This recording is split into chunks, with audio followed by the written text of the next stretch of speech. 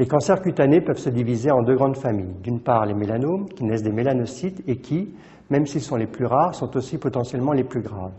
D'autre part, les carcinomes, qui naissent de l'épiderme et que l'on peut subdiviser en carcinomes basocellulaires ne touchant que la peau, carcinome épidermoïde, également dénommé carcinome spinocellulaire, pouvant toucher la peau et les muqueuses. Une autre famille peut aussi être identifiée, les tumeurs annexielles. Elles proviennent non pas des structures épidermiques, mais des annexes constituées par les poils ou les glandes sudorales. Le carcinome basocellulaire est le plus fréquent des cancers cutanés, notamment chez l'homme de peau blanche.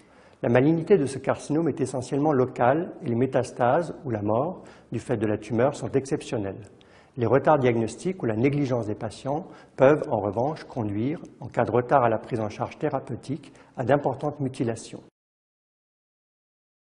Il y a plusieurs formes cliniques de carcinome basocellulaire. La forme nodulaire est la plus fréquente. Elle se présente sous la forme d'un nodule de couleur rouge ou rosée, translucide, lui conférant un aspect perlé.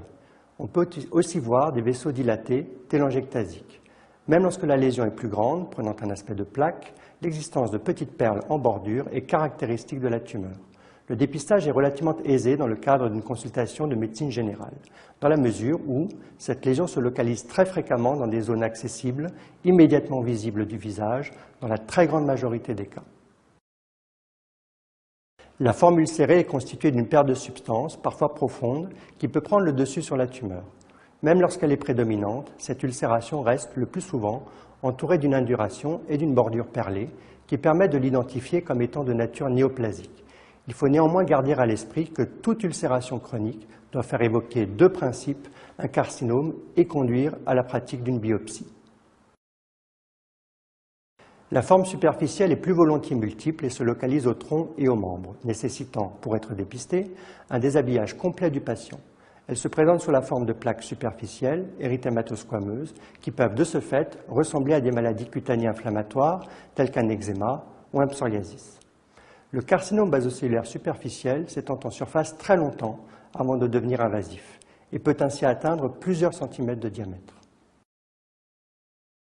La forme sclérodermiforme est probablement celle qui est de diagnostic le plus difficile. Elle prend l'aspect d'une zone cutanée rétractée, de couleur blanchâtre, ressemblant parfois à une cicatrice qui serait spontanément apparue. Les remaniements de surface, tels qu'une croûte ou une ulcération, sont souvent tardifs dans l'évolution de la tumeur, qui s'étend insidieusement et dont les limites profondes dépassent souvent ce qui est visible. La prise en charge thérapeutique des carcinomes basocellulaires est essentiellement chirurgicale. Lorsque la tumeur est de petite taille, l'intervention se fait sous anesthésie locale, en ambulatoire, tandis que les lésions plus grandes nécessitent des reconstructions par lambeaux ou par greffe, pouvant nécessiter des anesthésies générales. Pour les tumeurs délabrantes ou en cas de contre-indication à un geste opératoire, la radiothérapie peut constituer une alternative. Pour les formes superficielles et multiples, on peut s'orienter vers les traitements topiques ou vers la photothérapie dynamique.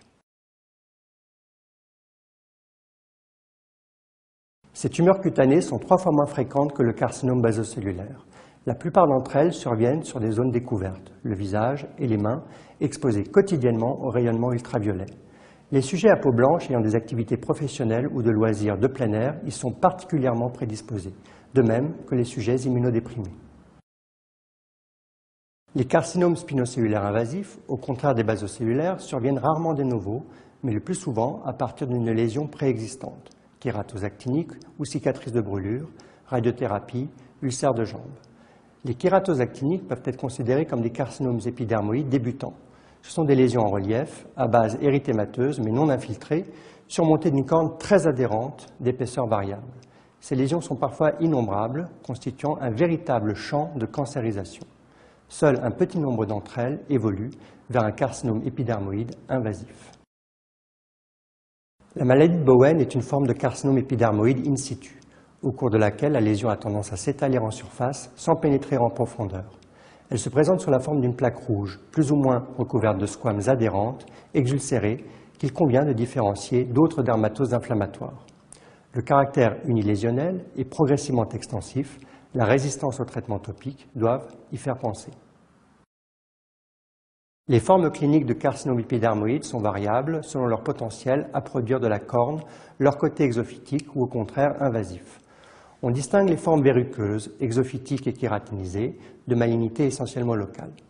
Les formes purement bourgeonnantes, qui se présentent sous la forme d'un nodule lisse surmonté d'une croûte ou de cornes, et les formes ulcéro-végétantes, formant une tumeur saillante, bourgeonnante et ulcérée.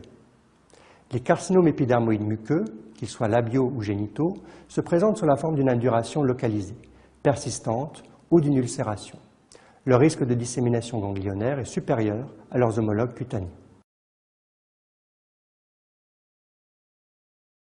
C'est le cancer cutané qui est potentiellement le plus grave s'il n'est pas traité. Il comporte en effet un risque de dissémination à distance du site d'apparition initial, ganglion ou métastase viscérale. Son lien avec l'exposition solaire forte et intermittente, notamment lors des loisirs estivaux, est démontré, mais n'explique de loin pas tous les mélanomes, dont un certain nombre est lié à des facteurs génétiques et familiaux. Le nombre de mélanomes est en augmentation constante, avec un doublement de l'incidence depuis 10 ans, qui reflète aussi le meilleur dépistage et la meilleure reconnaissance histologique des formes débutantes, notamment in situ. Le nombre de nouveaux cas annuels en France est de l'ordre de 10 000 et la mortalité stable de l'ordre de 1 500 par an. Les formes superficielles de mélanome sont celles qui sont le plus facilement dépistées. Elles évoluent en effet lentement et prennent l'aspect d'un grain de beauté pigmenté, bizarre, nouvellement apparu. Plus rarement, ils compliquent un névus préexistant qui va changer d'aspect. Cette éventualité étant rare, il n'y a aucun intérêt à exciser de manière prophylactique l'ensemble des névus que pourrait avoir un individu. Le diagnostic clinique de ces mélanomes superficiels repose parfois sur un abécédaire. A désignant la symétrie, B les bords irréguliers, C la couleur inhomogène, D le diamètre de plus de 6 mm et E l'évolutivité. Ces critères, même s'ils sont sensibles, sont loin d'être spécifiques et peuvent aussi servir à décrire d'autres lésions pigmentées, bénignes, comme certains névus ou des kératoses séboréiques. L'expérience du dermatologue, l'utilisation d'un dermoscope qui prolonge et complète l'examen clinique permettent le plus souvent de lever les doutes, qui, s'ils persistent, doivent conduire à l'ablation de la tumeur. Les formes nodulaires, ulcérées ou achromiques sont de reconnaissance plus difficiles et leur diagnostic souvent retardé. Un mélanome peut en effet se présenter sous la forme d'une lésion ulcéro-végétante, déformant l'ongle du gros orteil, d'une plaie de la plante du pied, d'un bourgeon charnu, voire d'une lésion angiomateuse. Toute lésion nouvellement apparue, d'aspect tumoral ou ulcéré, ne régressant pas spontanément, doit faire l'objet d'une biopsie.